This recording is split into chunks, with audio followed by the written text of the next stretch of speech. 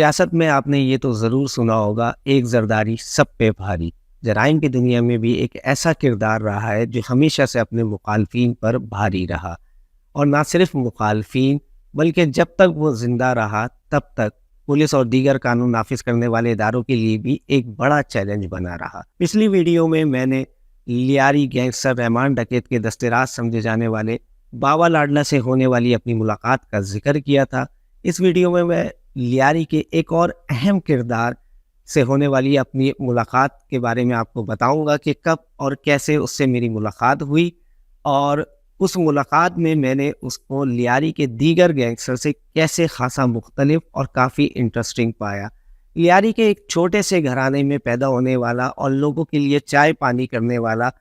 یہ نوجوان شاید خود بھی نہیں جانتا ہوگا کہ ایک دن وہ لیاری انڈر ورلڈ مافیا کا ڈان بن جائے گا۔ اور ساتھ میں یہ بھی بتاؤں گا کہ کس طرح سے اس نے اپنے مخالفین کو اپنے آگے گھٹنے ٹیکنے پر مجبور کیا، اور کس طرح کل تک جو ایک دوسرے کی جانوں کے دشمن تھے وہ آپس میں دوست بن گئے۔ اور ساتھ میں یہ بھی بتاؤں گا کہ کس طرح 15 سال کے طویل عرصے تک پولیس کے ساتھ آنکھ مچولی کھیلنے والے اس کردار کا خاتمہ ہوا۔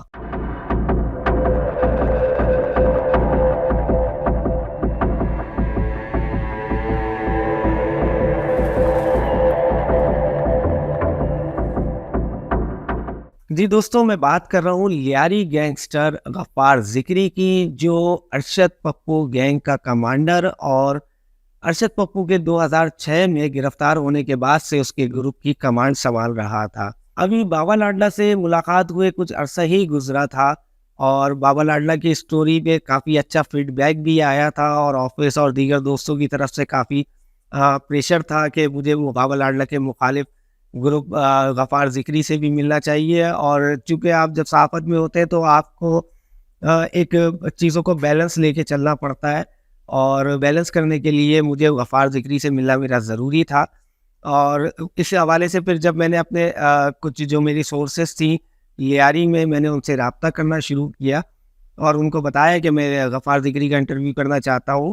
تو اس پر کچھ سورسز نے تو صاف انکار کر دیا ملاقات کرانے سے یا بات چیت کرنے سے۔ ایک میرا خاص سورس تھی اور بہت اچھی سورس تھی، اس سے میری بات ہوئی، اور اس سے جب میری بات ہوئی تو بہرحال اس نے کافی مجھے منع کیا، انسسٹ کیا کہ نہیں کرو، کیونکہ اس وقت ان دنوں لیاری کے حالات بہت زیادہ خراب تھے اور گینگ وار کافی عروج پر تھا، اور ایک طرف گینگ وار کافی عروج پہ تھا اور دوسری جانب پولیس کے جو ریڈز اور آپریشن بھی کافی تعداد میں کافی حد تک جو ہے وہ ہو رہے تھے۔ تو نہ صرف ذکری کے پاس پہنچنا،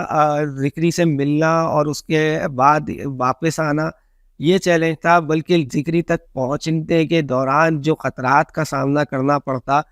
جس میں اس کے جو مخالف گروپ کے لوگ تھے یا پولیس تھی، ان سے بھی بچ بچا کے کس طرح سے وہاں پہنچنا تھا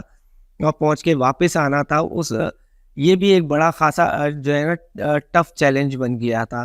تو اس لیے جو میرے ساتھ میری سورس تھی اس نے مجھے کافی منع کرا۔ بہرحال کافی انسسٹ کرنے کے بعد اس نے رضامندی جو ہے وہ ظاہر کی،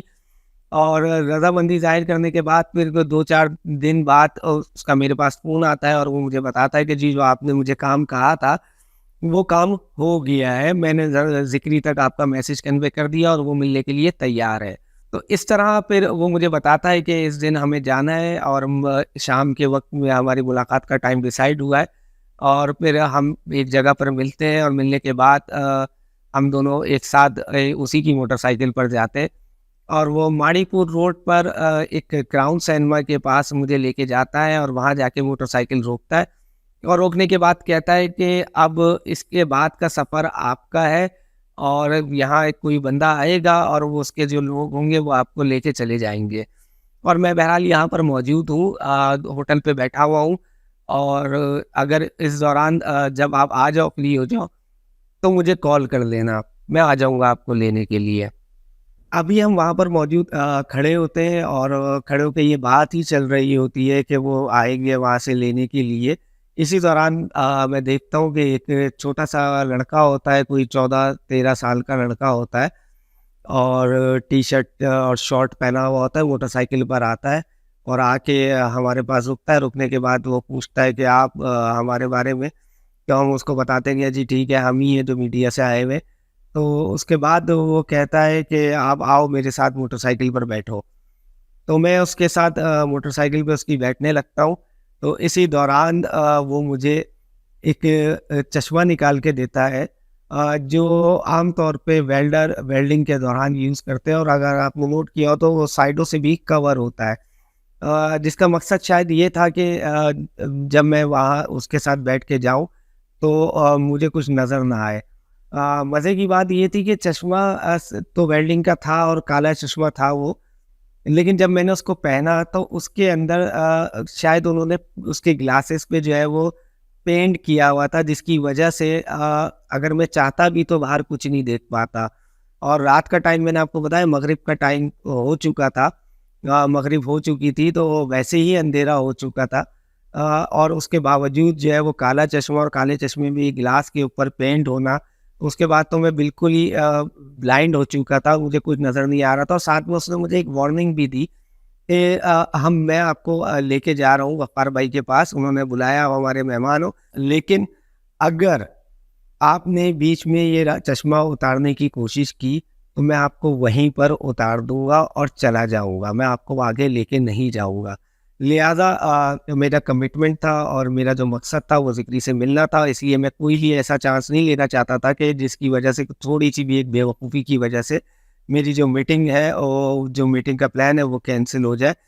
تو جب جیسا اس نے مجھے کہا میں نے اس کو فالو کیا اور میں نے چشمہ نہیں اتارا. ہاں لیکن ایک چیز ضرور تھی کہ اس دوران میں نے کوشش کی کہ جس راستوں سے وہ مجھے لے کے جائے گا تو میں اپنے مائنڈ میں اس کا ایک نقشہ بنانے کی کوشش کروں گا کہ کس طرح کون سی گلیوں سے مجھے لے کے جایا جا رہا ہے، تاکہ مستقبل قریب میں اگر مجھے کبھی بھی دوبارہ سے وہاں پر جانا پڑے تو مجھے اپنے جو میری سورس تھی، جو میرا انفارمر تھا، اس کی ضرورت نہ پڑے اور نہ کسی اور کی ضرورت پڑے، اور میں کبھی جانا چاہوں تو وہاں پر بآسانی جا سکوں. لیکن شاید میں غلط تھا، اور وہ کیونکہ میرا خیال ہے وہاں سے کوئی 2-4 منٹ کی رائڈ ہونی چاہیے تھی اس کے محلے تک پہنچنے کے لیے، لیکن وہ مجھے کوئی 10 منٹ تک گھماتا رہا گلیوں میں. اور لیاری کی گلیاں جیسے آپ جانتے ہیں کہ بہت نیرو کنجسٹڈ ہوتی ہیں، اور ان گلیوں میں مجھے مسلسل وہ گھماتا رہا ہے. تو اگر میں چاہا کہ بھی میں ان گلیوں کا اندازہ، اس راستے کا اندازہ نہیں لگا پایا کہ کس راستے سے مجھے لے کے جایا گیا.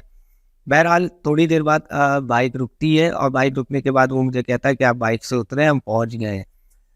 میں اترتا ہوں، اس کے بعد وہ مجھے کہتا ہے آپ چشمہ اتار لو. تو میں جب اتارتا ہوں چشمہ تو آپ یہ سمجھیں کہ گلی کا چورایا جس کو کہا جا سکتا ہے کہ چاروں طرف گھر تھے اور بیچ میں ایک چھوٹا سی جگہ تھی جو ایک چورایا ٹائپ کا تھا. اور جب میں وہاں اترتا ہوں، چشمہ اتارتا ہوں اور دیکھتا ہوں تو وہاں پر کوئی 2-3 خواتین ہوتے ہیں اور 4-6 کوئی لڑکے وہاں پر کھڑے ہوتے ہیں، اور لڑکے بڑے ینگ سے لڑکے ہوتے ہیں. زیادہ تر لڑکے وہ ہوتے ہیں جو ٹریک سوٹ وغیرہ پہنے ہوئے ہوتے ہیں، پینٹ یا ٹی شرٹس پہنے ہوئے ہوتے ہیں، اس کے اوپر جیکٹس پہنے ہوئے ہوتے ہیں. جیکٹس وہی والی جیکٹس ہوتی ہیں جن میں ہینڈ گرینیڈس یا ایوان وغیرہ اور گولیوں والے پٹے، بڑی بڑی مشین گنس ان کے پاس موجود ہوتی ہے. خیر آپ اندازہ لگا سکتے ہیں کہ آپ ایک ایسے شخص کے پاس گنس ان کے پاس موجود ہوتی ہے. خیر آپ اندازہ لگا سکتے ہیں کہ آپ ایک ایسے شخص کے پاس ملنے جا رہے ہیں جس کے اوپر تقریباً کوئی 100 کے قریب کیسز ہو، جس میں کڈنیپنگ فار رینسم ہو، ایکسٹورشن ہو، ڈرگس ہو، پولیس انکاؤنٹرس ہو، پولیس پہ اٹیکس ہو، یہاں تک کہ پولیس اور رینجرس کے اہلکاروں کے قتل کے بھی مقدمات جس کے اوپر درج ہو. آپ اس شخص سے ملنے جا رہے ہیں تو ایک یقیناً خوف تو ضرور ہوتا ہے، اور لیکن ملنا بھی ضروری تھا. تو اس دوران جب بہرحال ہمارا یہ سفر ہوتا ہے، اور وہ اس میں سے جو خواتین کھڑی ہوئی ہوتی ہیں ان میں سے ایک خاتون میری طرف آگے بڑھتی ہے اور کہتی ہے کہ مہمان آ گیا ہے. مہمان آ گیا ہے تو یہ جو وہ اس وقت خوف کے بادل تھے تو وہ تھوڑے سے چھٹنا شروع ہوتے ہیں. اور جب وہ خاتون جو ہے وہ کہتی ہے کہ مہمان آئی ہے تو تھوڑی سی تسلی ملتی ہے. اور پھر وہ خاتون مجھے کہتی ہے کہ آؤ آپ اندر آؤ، آپ غفار بھائی کے مہمان ہو. تو وہ ایک مجھے چھوٹے سا ایک گھر ہوتا ہے اس کے اندر لے کے جاتی ہے، اور وہاں پر کوئی 4-5 کے قریب جو ہے وہ لڑکے پہلے سے موجود ہوتے، اور جیسے ہی میں اندر داخل ہوتا ہوں تو وہ مجھ سے گلے ملتے ہیں۔ اچھا، گلے ملنے کے دوران جو پہلا لڑکا تھا جو مجھ سے گلے ملا، تو گلے ملتے ہوئے مجھے یہ ضرور محسوس ہوا کہ اس نے گلے ملتے وقت میری باڈی سرچ کی ہے، یعنی تلاشی لی ہے۔ ظاہر ہے مہمان تھا میں، ان کا عزت دینا بھی ان کے لیے ضروری تھا، لیکن سیکیورٹی پرپس کے لیے ان کی مجبوری تھی کہ وہ میری چیکنگ کریں۔ اس دوران میں وہاں پر بیٹھتا ہوں، اور خیر وہ مجھے کچھ سائڈوں پہ بیٹھ جاتے، اور بیٹھنے کے ساتھ مجھے سامنے کی جگہ پہ کہتے ہیں کہ سامنے آپ بیٹھیں۔ جیسے مہمان کو عام طور پہ عزت دی جاتی ہے، اس کو سامنے کی جگہ پر بٹھایا جاتا ہے، اور خود میرے سائڈوں پہ بیٹھ جاتے ہیں۔ چھوٹا سا ایک کمرہ ہوتا ہے، چٹائی بچھی ہوئی ہوتی ہے، اور ایک پنکھا ہوتا ہے جو چل کم رہا ہوتا ہے اور آواز شور زیادہ کر رہا ہوتا ہے، اور ساتھ میں ایک لائٹ بھی ہوتی ہے جو مسلسل بلنک کر رہی ہوتی ہے۔ اس ماحول میں خیر ہم بیٹھتے ہیں، اور بیٹھ کے ہماری بات چیت کا سلسلہ جو ہے وہ شروع ہو جاتا ہے، اور بات چیت کا سلسلہ شروع میں تو وہ تھوڑا سا میرا انٹروڈکشن لیتے ہیں، تھوڑا سا اپنے بارے میں بتاتے ہیں۔ جب تھوڑی سی یہ بات چیت چل رہی ہوتی ہے تو کافی دیر گزر جانے کے باوجود، کوئی 10-15 منٹ کا عرصہ ٹائم گزر جاتا ہے، تو اس کے بعد مجھے خیال آتا ہے کہ یار وہ کافی دیر ہو گئی ہے۔ میں مسلسل ان سے بات چیت کر رہا ہوتا ہوں، لیکن میرے دل میں مسلسل یہ چل رہا ہوتا ہے کہ غفار ذکری کہاں ہے، غفار ذکری کہاں ہے، لیکن سمجھ میں نہیں آ رہا تھا کہ کہوں کیسے۔ تو بہرحال آخرکار میں نے ان سے یہ کہہ ہی دیا کہ یار آپ غفار کو تو بلا دے۔ تو جیسے ہی میں نے ان کو کہا تو وہ ایک دوسرے کی طرف دیکھنے لگے، اور دیکھ کے مسکرانے لگے۔ تو مسکرانے لگے، اور اس میں سے ایک لڑکا کھڑا ہوتا ہے، اور لڑکا کھڑا ہونے کے بعد کہتا ہے کہ بھائی میں ہوں غفار ذکری۔ تو میں اس کی طرف دیکھتا ہوں، اور دیکھ کے کافی حیران بھی ہوتا ہوں، اور حیرانی کے ساتھ ساتھ جو ہے تھوڑی سی شرمندگی سی بھی محسوس ہوتی ہے کہ یار اتنی دیر سے میں جس کے پاس آیا ہوا ہوں، جس سے ملنے کے لیے آیا ہوا، جس سے مستقل باتیں کر رہا ہوں بیٹھ کے، مجھے معلوم ہی نہیں ہے کہ میں اس سے مل رہا ہوں۔ تو اس پہ وہ ہنسنے لگتے ہیں اور کہنے لگتے ہیں کہ یار آپ پریشان نہیں ہو، یہ ہوتا رہتا ہے ہمارے ساتھ۔ کیونکہ اس نے پھر ایک خاتون ایم پی اے کا بھی ذکر کیا، اور بتایا کہ وہ بھی آئی تھی، اور بہت سارے لوگ آتے ہیں اور وہ اسی طرح جو ہے وہ سوال کرتے ہیں کہ یار ہمیں غفار سے تو ملوا لو، جبکہ میں بیٹھا ہوا ہوتا ہوں وہاں پر۔ تو یہ ہمارے لیے کوئی نئی بات نہیں ہے، یہ ہمارے ساتھ ہوتا رہتا ہے، تو اس لیے آپ پریشان نہیں ہو۔ کافی دیر تو مسلسل میرے ساتھ اسی بحث پہ لگا رہتا ہے کہ وہ مجھ سے چھوٹا ہے عمر میں، کیونکہ ظاہر ہے وہ بھی پتلا دبلا سا ایک نوجوان سا لڑکا تھا، میں بھی اس وقت ایسا ہی تھا۔ تو وہ مجھ سے کمپیریزن کرنا شروع کر دیتا ہے کہ عمر میں چھوٹا ہوں، میں کہتا ہوں نہیں میں چھوٹا ہوں، تو وہ کافی دیر تو ہماری مسلسل اسی بحث میں لگ جاتی ہے۔ اچھا، باتوں باتوں میں پھر ایک میرے منہ سے اچانک سے گینگسٹر کا ورڈ یوز ہو جاتا ہے اس کے لیے، تھوڑا سا اس کا ریئیکشن، اس کا بیہیویئر چینج ہوتا ہے، اور وہ مجھ سے کہتا ہے یار آؤ میرے ساتھ آؤ آپ، تو میں آپ کو کچھ دکھانا چاہتا ہوں۔ تھوڑا سا میں ڈرتا بھی ہوں کہ یار گینگسٹر کا ورڈ یوز ہو گیا ہے، پتہ نہیں شاید ناراض ہو گیا، کچھ کرنا دے۔ بہرحال وہ مجھے لے کے جاتا ہے اوپر اپنے مورچے پہ، اور مورچہ دکھاتا ہے، مورچے پہ کھڑا ہوتا ہے اور بولتا ہے دیکھو یار آپ یہ دیکھو ہم کہاں پر ہیں۔ وہ دکھاتا ہے کہ کہیں ایک طرف دریا آباد، ایک طرف جو گل محمد لین، دوسری طرف انگور آباد، دبئی چوک۔ یہ دکھاتا ہے کہ یار یہ دیکھو ہم کس طرح گرے ہوئے، اور کچھ ہی فاصلے پہ کلڈی اور بغدادی تھانے ہوتے ہیں۔ تو بتاتا ہے کہ یار دیکھو ہم کس طرح سے یہاں پر گرے ہوئے، آپ کو کیا لگتا ہے کہ ہم گینگسٹر ہوں گے؟ ہم بیسیکلی یہاں پر کوئی گینگسٹر نہیں ہے،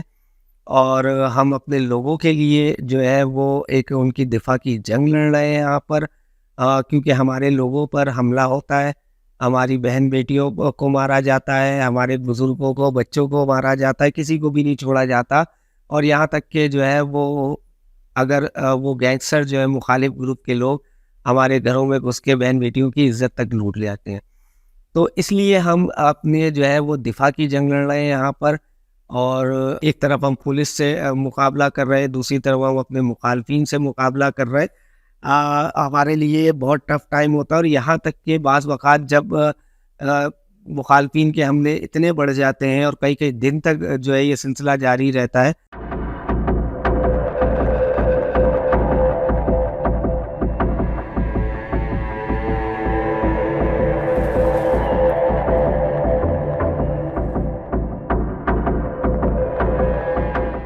تو نہ صرف ویپنس کی سپلائی بلکہ ہمارے کھانے پینے کی تو دور کی بات ہے، جو ہمارے پاس مویشی ہے، بکریاں ہیں ہماری، ان کے لیے جو چارہ ہوتا ہے اس کے سمجھے کہ اس کے لیے بھی بڑی مشکلات کا سامنا کرنا پڑتا ہے۔ تو اسی طرح اب مستقل میری اس سے بھی یہ بات ہو ہی رہی تھی کہ بار بار میرے دل میں ایک بات آ رہی تھی کہ یار میں اس کو بتاؤں یا نہ بتاؤں کہ میری بابا لاڈلا سے ملاقات ہوئی تھی۔ تو خیر میں نے آخر کار دل بڑا کیا اور بتا دیا میں نے کہ یار میں تو ابھی کچھ عرصے پہلے آیا تھا لیاری، میری بابا لاڈلا سے ملاقات ہوئی تھی، آفس کی ڈیمانڈ تھی، ایک انٹرویو کرنا تھا، اس سلسلے میں آیا۔ اور چونکہ میرے دل میں ایک بڑا خوف تھا کہ میں اس کو کس طرح سے بتاؤں کہ اور اس کا کیا ری ایکشن ہوگا، لیکن ان ایکسپیکٹڈ تھا اس کا ری ایکشن۔ اور جیسے ہی میں نے اس کو یہ بات کہی تو اس کا فوراً سے رپلائی آیا کہ ہاں میں جانتا ہوں کہ تم آئے تھے اور تم اس دن آئے تھے، ایسی ایسی جگہ پر تم کھڑے ہوئے تھے، اور تم نے اس کلر کی شرٹ پہنی ہوئی تھی، اس کلر کی پینٹ پہنی ہوئی تھی، اور وہاں پر اتنے لوگ وہاں پر کھڑے ہوئے تھے، موجود تھے، اور وہ نعرے بازی کر رہے تھے میرے خلاف۔ تو پھر فوراً سے میرے دل میں خیال آیا کہ یار میں نے اس سے پوچھا کہ تمہیں معلوم تھا کہ میں وہاں پر موجود ہوں، پھر بھی تم نے مجھ پہ فائرنگ کی؟ تو وہ ہنسنے لگا اور ہنستے ہوئے کہنے لگا یار فائرنگ میں نے تم پہ نہیں کی تھی، فائرنگ تو میں نے ان لوگوں پہ کی تھی جو میرے خلاف نعرے بازی کر رہے تھے اور وہ مجھے پسند نہیں تھے، اس لیے میں نے ان کو بھگانے کے لیے فائرنگ کی۔ اور ساتھ میں اس نے مجھے ایک وارننگ بھی دی۔ وارننگ یہ تھی کہ جو بات تم نے مجھے ابھی بتائی ہے کہ تم بابا لاڈلا سے بھی ملے ہو، یہ بات تم ان کو کبھی نہیں بتانا ورنہ وہ تمہیں مار دیں گے، کیونکہ لیاری میں کوئی عدالت کا سسٹم نہیں ہوتا، کوئی انکوائری کا سسٹم نہیں ہوتا ہے، جہاں پر بھی ان کو شک و شبہات ہوتے ہیں وہ اس شخص کو مار دیتے ہیں۔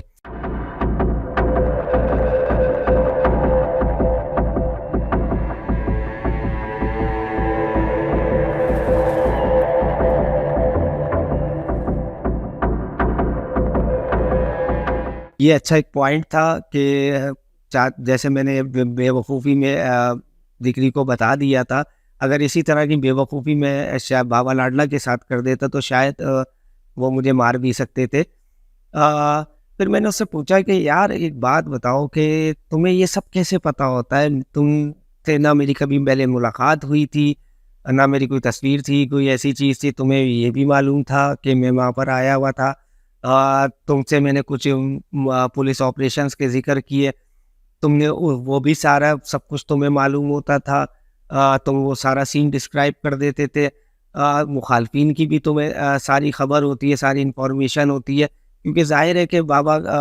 ذکری کا نیٹ ورک بڑا اسٹرانگ تھا، جو انفارمرز کا نیٹ ورک تھا اس نیٹ ورک میں یقیناً عورتیں اور بچے سبھی شامل تھے، جو وہاں ماحول دیکھ کے لگ رہا تھا جس طرح کہ وہاں پر بچوں کی موومنٹ تھی، عورتوں کی وہاں پر موومنٹ تھی، وہاں پر پریزنس تھی، تو اس سے یہ لگ رہا تھا کہ ضرور اس کا نیٹ ورک بہت اسٹرانگ ہے۔ تو اس پہ اس نے مجھے جواب دیا کہ ذکری وہ نہیں ہے جو پہلے اپنے لڑکے لوگوں کو مورچے پہ بھیجے اور خود بعد میں مورچے پر آئے، بلکہ ذکری وہ ہے جو پہلے خود مورچے پہ جاتا ہے اور پھر پیچھے سے اپنے لڑکے لوگوں کو بلاتا ہے۔ یہ اس کا سلسلہ تھا۔ اور پھر ہم دوبارہ سے نیچے جاتے ہیں اور نیچے جانے کے بعد بیٹھتے ہیں، گفتگو کا آغاز دوبارہ سے شروع ہوتا ہے، اور اسی دوران ایک چھوٹا سا ایک لڑکا آتا ہے، بچہ سا ہوتا ہے، وہ بھی ٹین ایج ہی ہوتا ہے، اور وہ آ کے کان میں اس کے بلوچی میں کچھ کہتا ہے، اور بلوچی میں کہنے کے بعد وہ چلا جاتا ہے۔ لیکن اس کے جانے کے بعد جو ذکری کا ایٹیٹیوڈ تھا، جو بیہیویئر تھا، بیہیویئر میں ذکری باتیں تو کنٹینیو کر رہا تھا، لیکن اس کے بیہیویئر میں آہستہ آہستہ سے چینج آنا شروع ہو گیا تھا۔ یقیناً پیچھے سے کوئی انفارمیشن آئی تھی، پولیس کا ریڈ ہونے والا تھا وہاں پر۔ اچھا میں نے اس کو بتایا کہ یار تم تو اچھے خاصے لڑکے ہو، جوان بھی ہو، ینگ بھی ہو، اچھے بھی لگ رہے ہو، اچھی ڈریسنگ بھی ہے تمہاری، ساری چیزیں اور سارے لڑکے یہاں پر ہیں، تو میں نے اس سے پوچھا کہ تم کیسے آ گئے اس گینگ میں نا؟ تو اس نے مجھے بتایا کہ یار وہ 2003 میں ارشد پپو کا گینگ اس نے جوائن کیا تھا، اور پہلی بار جب وہ اپنے لڑکوں کے ساتھ اس کے ساتھ 3 لڑکے ہوتے تھے جس میں ڈاکٹر شعیب اور دیگر 2 شامل ہوتے تھے، ان کے ساتھ وہ ارشد پپو کے پاس گیا تھا کام مانگنے کی تلاش میں، تو ارشد پپو اس کو ایک کام دیتا ہے، اور وہ یقیناً مخالفین کو ٹارگٹ کرنے کا کام دیتا ہے، اور ارشد پپو اس کو کام دیتا ہے اور یہ کہتا ہے کہ اگر تم یہ کام کر لو گے تو اس کے بعد میں یہ فیصلہ لے سکوں گا کہ تمہیں اپنے گینگ میں شامل کرنا ہے یا نہیں کرنا. بہرحال نیکسٹ ڈے وہ اس کے پاس جاتے ہیں اور ارشد پپو نے جیسا سوچا تھا اس کی امید سے بھی بڑھ کے اچھا کام کر کے آتے ہیں. اور جب ارشد پپو کے پاس جاتے ہیں تو ارشد پپو کے جو ریمارکس تھے وہ یہ تھے بقول ذکری کے، جو ذکری نے بتایا کہ یار یہ لڑکا لوگ نہیں ہے، یہ چنگاری ہے. وہ دن تھا اور اس کے بعد کا دن تھا. ذکری مسلسل اس کے گینگ میں اچھا کام کرتا رہا اور اس کے گینگ کو دن بدن مزنے ہی کرنا. بہرحال نیکسٹ ڈے وہ اس کے پاس جاتے ہیں اور ارشد پپو نے جیسا سوچا تھا اس کی امید سے بھی بڑھ کے اچھا کام کر کے آتے ہیں. اور جب ارشد پپو کے پاس جاتے ہیں تو ارشد پپو کے جو ریمارکس تھے وہ یہ تھے بقول ذکری کے، جو ذکری نے بتایا کہ یار یہ لڑکا لوگ نہیں ہے، یہ چنگاری ہے. وہ دن تھا اور اس کے بعد کا دن تھا. ذکری مسلسل اس کے گینگ میں اچھا کام کرتا رہا اور اس کے گینگ کو دن بدن مضبوط کرتا رہا. اور پھر ہوا یہ کہ 2006 کے میں اس کی گرفتاری کے بعد اس نے گروپ کی کمانڈ جو ہے وہ پپو سے بھی زیادہ بہتر انداز میں سنبھالی. اور یہی وجہ تھی رحمان ڈکیت جو اپنے مخالفین کو ٹھکانے لگا کے مار کے ان کو بھگا کے جو رحمان سے رحمان ڈکیت بنا اور پورے لیاری پہ قبضہ کر چکا تھا، سوائے ذکری محلہ کے جو علی محمد محلہ تھا، جو ذکری کا محلہ تھا، سوائے اس کے نہ وہ اس محلے کو قبضہ کر سکا تھا نہ ہی ذکری کو ٹھکانے لگا سکا تھا. تو لہٰذا رحمان ڈکیت ان دنوں سیاست میں آنے کے لیے بھی پڑتول رہا تھا. تو رحمان نے اس وقت یہ ضروری سمجھا کہ یار میں سب کو ٹھکانے لگا چکا ہوں، لیکن ایک ذکری ہے جس کا میں مقابلہ نہیں کر پا رہا ہوں، تو لہٰذا اس کا ایک ہی حل ہے کہ ذکری کو اپنے ساتھ ملا لیتے ہیں. پھر اس کے بعد یقیناً ان کی کوئی ڈیلز ہوئی، ملاقاتیں ہوئی اور اس کے بعد آخر کار یہ ایک دن آیا کہ جس دن رحمان کے ساتھ ذکری کا الائنس ہو گیا. اور ذکری نے الائنس بھی اس صورت میں کرا، اپنی ڈیمانڈس کے اوپر کیا کہ ٹھیک ہے وہ اس گروپ میں آئے گا لیکن وہ کام انڈیپینڈنٹ اس میں کرے گا، کیونکہ ذکری میں اور دیگر گینگسٹر میں ایک یہ بڑا فرق تھا کہ ذکری سیلف رسپیکٹ والا آدمی تھا اور اس میں بہت ایگو تھی اور وہ ان کی طرح ظالم نہیں تھا. وہ کافی پولائٹ تھا اور اپنے لوگوں کے لیے ان کی دفاع کے لیے لڑ رہا تھا. اس کو اپنے لوگوں کی فکر بھی ہوتی تھی، لوگوں سے محبت بھی ہوتی تھی، اپنی کمیونٹی کے لوگوں سے. جبکہ اگر ہم بات کریں، اگر موازنہ کریں ان کا دیگر گینگسٹرز کا، تو وہ اپنے لوگوں سے شاید اتنی محبت نہیں کرتے تھے عام عوام سے جو ان کے محلوں میں، ان کے ایریاز میں رہ رہی ہوتی تھی، بلکہ جو عوام ان سے محبت بھی کر رہی ہوتی تھی تو اس میں زیادہ تر ایسے لوگ ہوتے تھے جو دکھاوا کر رہے تھے، کیونکہ ان کی مجبوری تھی ایک خوف اور ہراس میں کی صورت میں وہ خوفزدہ وہاں پر رہتے تھے ان سے، کیونکہ ان کو معلوم تھا کہ اگر وہ کچھ بھی ایسے خلاف جاتے ہیں تو ان کو مار دیا جائے گا. لیکن ذکری اس کے بالکل مخالف تھا. اور اگر جیسے بابا اور ذکری کی بات کی جائے، کیونکہ رحمان سیاست کی طرف جانے کے خواب دیکھ رہا تھا، پپو جیل جا چکا تھا، تو اس لیے ذکری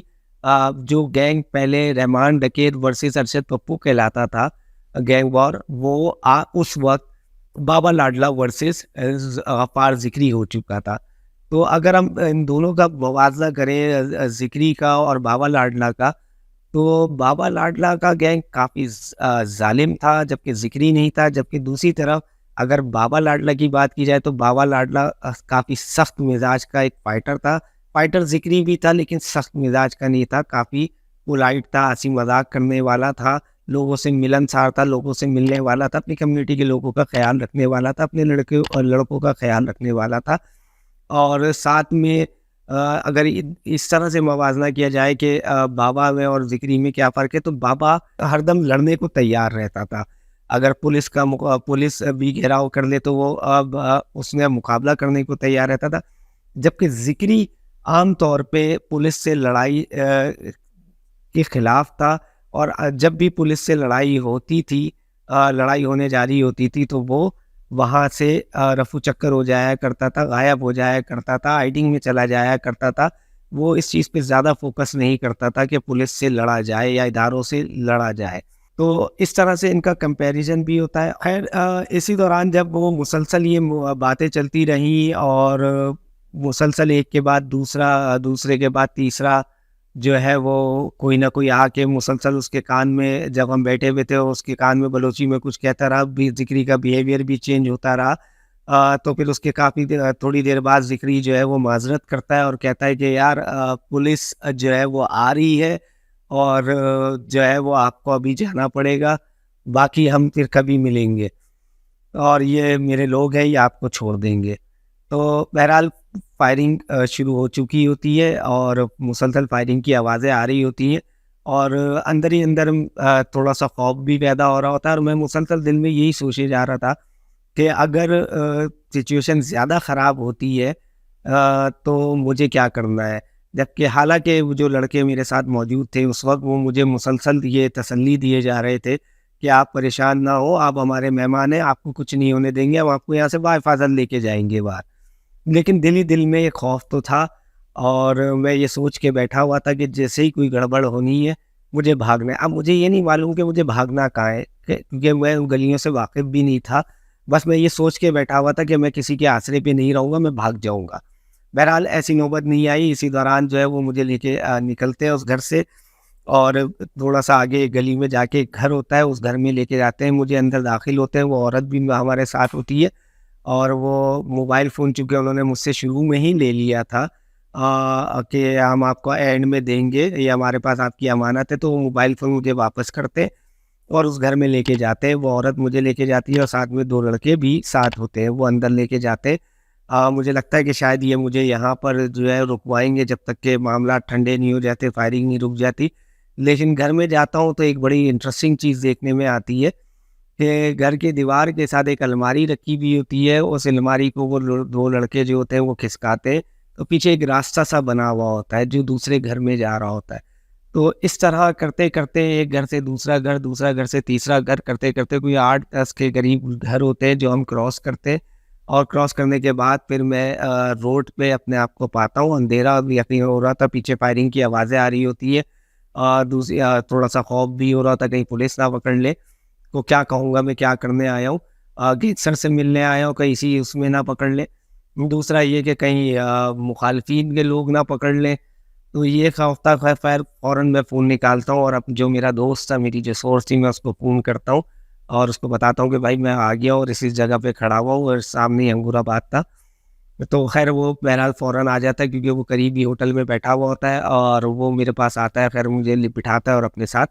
لے کے چلے جاتا ہے. لیکن جب ہم گھر کراس کر رہے تھے تو اس میں ایک چیز بڑی انٹرسٹنگ تھی کہ جو وہاں کی جو ایون کے گھروں کے اندر جو خواتین تھی وہ بھی بڑی عزت دے رہی تھی اور بار بار یہی مسلسل سننے میں آ رہا تھا کہ ذکری بھائی کا مہمان ہے، ذکری بھائی کا مہمان ہے، غفار کا مہمان ہے. اور کوئی کہہ رہا ہے چائے پیو، کوئی کہہ رہا کھانا، پیچھے گولیاں چل رہی ہیں اور لیکن وہ مسلسل دعوت کا اہتمام کرنے کھڑے ہو رہے ہیں اور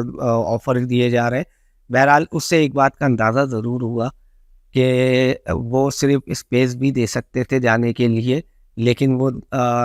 کھانے کی آفر دینے لگے، چائے کی آفر دینے لگے. اور غفار بھائی جس طرح وہ کہہ رہے تھے اس سے یہ ضرور کنوے ہو رہا تھا، یہ کلیئر ہو رہا تھا کہ وہ لوگ غفار کو کہیں نہ کہیں چاہتے ضرور ہے. آخر میں یہ بتاؤں گا کہ 15 سال تک پولیس چکمہ دینے والا جو کبھی ان 15 سال جب سے وہ گینگ وار میں آیا 2003 سے لے کے 2018 تک وہ کبھی گرفتار نہیں ہوا، کبھی بھی پولیس کے ہاتھ نہیں لگا. لیکن آخر ایسا ہوا کیا کہ وہ پولیس کے ہاتھوں مارا جاتا ہے. اصل میں 2013 کا جب کراچی آپریشن ہوا تو اس کے بعد سے لیاری میں جتنے بھی گینگسٹر گروپ تھے یا جتنے بھی گینگسٹر تھے یا تو وہ مارے گئے تھے یا وہ گرفتار ہو گئے تھے، اور جو باقی کے گینگسٹر تھے وہ کراچی چھوڑ کے یا لیاری چھوڑ کے فرار ہو گئے تھے. ان میں سے ایک غفار ذکری بھی تھا جو ایران روپوش ہو گیا تھا، لیکن 2018 میں اس نے اپنے گروپ کو ریوائول کرنے کی کوشش کری اور 2018 میں وہ مسلسل لیاری علی محمد محلہ میں اس نے اپنے آنے جانے کا سلسلہ شروع کر دیا تھا. چونکہ اس کے پاس گینگ نہیں تھا، نیٹورک نہیں تھا، لڑکے نہیں تھے، ویپن نہیں تھا، انفارمرز کا پورا ایک جو اس کا سسٹم تھا، نظام تھا، وہ نہیں تھا. اور وہ نہ صرف لیاری بلکہ علی محمد محلہ بلکہ اپنے گھر تک میں اکیلا تھا. اور یہی وجہ تھی کہ وہ بآسانی پولیس کے ریڈار میں آ گیا، اور پولیس کو انفارمیشن ملتی ہے کہ ذکری ابھی آیا ہوا ہے، پولیس اس کے گھر پہ پہنچتی ہے، اور اس دوران اکیلا وہ پولیس سے مقابلہ کر رہا ہوتا ہے. اسی مقابلے میں وہ اپنے 3 سال کے بچے سمیت جو ہے وہ مارا جاتا ہے.